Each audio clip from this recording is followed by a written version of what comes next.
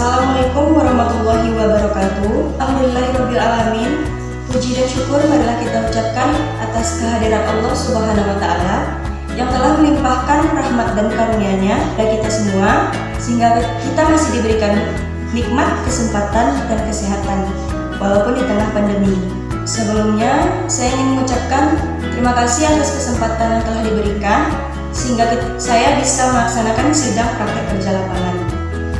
Dan saya juga ingin mengucapkan terima kasih dan salam hormat saya untuk Ibu Eka Siskawati dan Ibu Reno Fitri Meotia selaku dosen penguji. Sebelum saya mulai presentasi, izinkan terlebih dahulu saya untuk memperkenalkan diri. Nama saya Mardani Agus dari kelas 3C di 3 akuntansi. Pada kesempatan kali ini saya akan mempresentasikan laporan praktek kerja lapangan yang telah saya laksanakan sebelumnya di Dinas Pendidikan Provinsi Sumatera Barat. Baiklah, bab pertama yaitu pendahuluan. Kenapa PKL itu harus dilaksanakan? Lalu, apa sebenarnya hubungan antara pria, PKL, dan bekerja? Seperti yang kita ketahui, PKL itu merupakan bentuk kerja nyata yang dilakukan oleh mahasiswa tingkat akhir dengan harapan bahwa mahasiswa tersebut dapat memahami bagaimana lingkungan pekerjaan yang sesungguhnya. Dari pengertian tersebut, kita bisa memahami bahwa tujuan dari PKL ini tidak lain adalah untuk memperkenalkan kepada mahasiswa seperti apa sih lingkungan pekerjaan yang sesungguhnya, dan juga untuk menjaga keseimbangan antara teori dan praktek, sehingga ketika nanti setelah lulus dan terjun ke dunia pekerjaan sesungguhnya, mahasiswa tidak merasa asing lagi dengan lingkungan dunia pekerjaan yang sesungguhnya. Selain untuk memperkenalkan mahasiswanya kepada lingkungan kerja, pelaksanaan PKL juga bisa membangun hubungan kerjasama antara kampus Politeknik Negeri Padang dengan instansi tempat mahasiswanya melaksanakan PKL, dan juga kampus Politeknik Negeri Padang akan lebih dikenal dunia kerja. Selain itu, bagi instansi sendiri, selama mahasiswa Politeknik Negeri Padang melaksanakan PKL di perusahaannya atau di instansinya, mereka juga dapat keuntungan dengan tambahan sumber daya atau SDM, sehingga dapat mempermudah karyawan dari instansi tersebut untuk melaksanakan atau mengerjakan tugas yang ada. Baiklah, kita beralih ke pembahasan berikutnya, yaitu bab 2 tentang profil entitas. Yang pertama yaitu sejarah Dinas Pendidikan Provinsi Sumatera Barat. Dinas Pendidikan Provinsi Sumatera Barat ini terletak di Jalan Jenderal Sudirman, nomor 52, Jati Baru, Kecamatan Padang Timur, Kota Padang, Provinsi Sumatera Barat. Sebelumnya, Dinas Pendidikan Provinsi Sumatera Barat ini telah mengalami beberapa perubahan nomenklatur.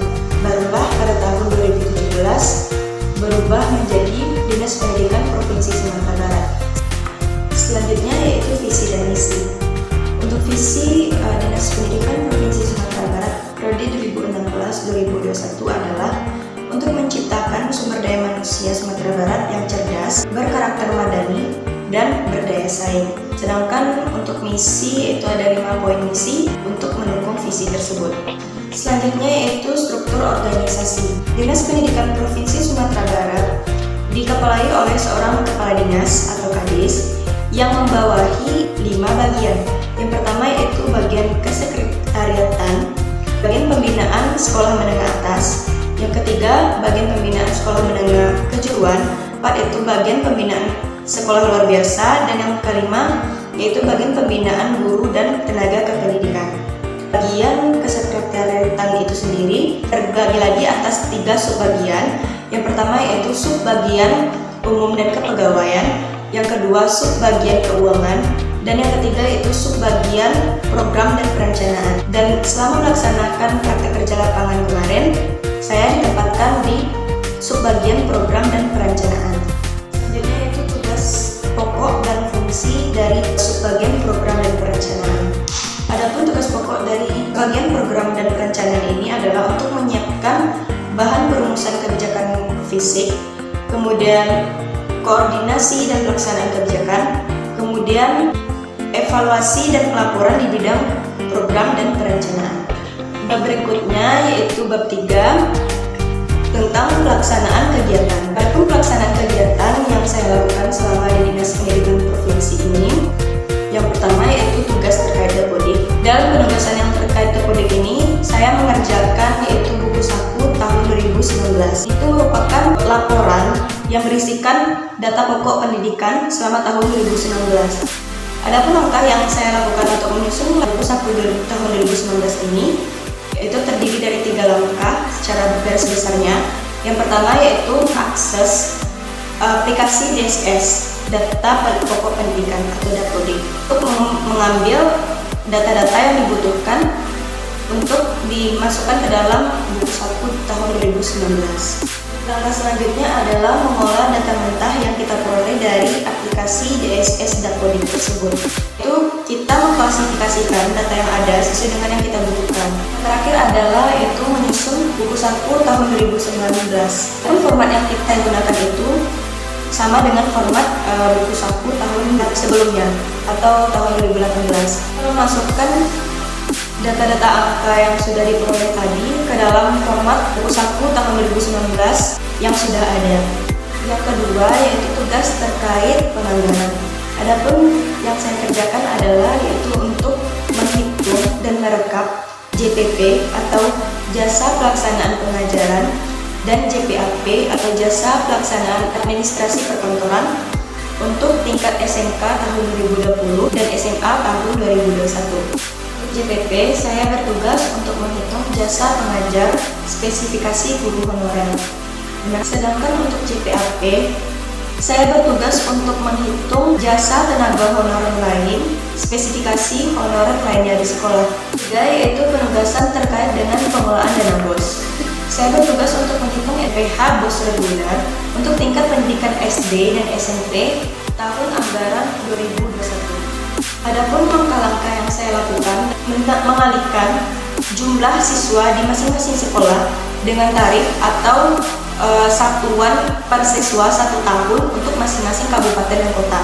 Karena tarif tersebut berbeda untuk masing-masing tingkat pendidikan dan kabupaten yang berbeda.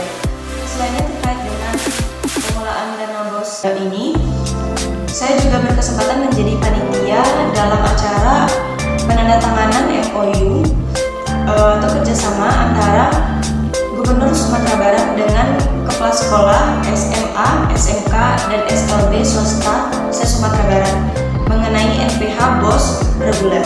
Kembali ke pembahasan berikutnya yaitu top 4 pembelajaran yang diperoleh.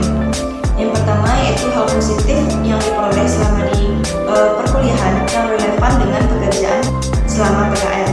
Saya rasa banyak hal positif yang saya peroleh selama di perkuliahan yang relevan dengan pekerjaan saya selama melaksanakan PKL. Contohnya itu seperti mengoperasikan komputer, mengoperasikan Microsoft Excel, mengetik 10 jari. Itu sangat membantu saat ada deadline yang diberikan oleh atasan yang mengharuskan saya harus mengetik cepat dalam waktu yang singkat. Ilmu penganggaran itu sangat terpakai untuk di bagian program dan perencanaan, dan juga sikap yang ditanamkan oleh kampus sendiri, contoh itu seperti kejujuran. Dan selanjutnya itu pengembangan soft skill yang sangat saya rasakan selama melaksanakan PKL ini. Perkembangan soft skill yang ada di diri saya yaitu merasa lebih percaya diri, berbicara di depan umum, bergaul dengan orang baru, dan menyesuaikan diri dengan lingkungan baru. Yaitu manfaat PKL terhadap pengembangan kemampuan kognitif. Itu saya merasakan adanya peningkatan pada diri saya dalam melakukan problem solving. Yang kedua yaitu saya lebih bisa untuk membentuk skala prioritas. Untuk kunci kesuksesan dalam bekerja menurut saya adalah yang pertama itu ikhtiar dan tawakal, yang kedua kejujuran, yang ketiga sikap bertanggung jawab, yang keempat kegigihan, yang kelima yaitu mau mencoba sesuatu yang baru, keenam yaitu kemampuan berkomunikasi yang baik.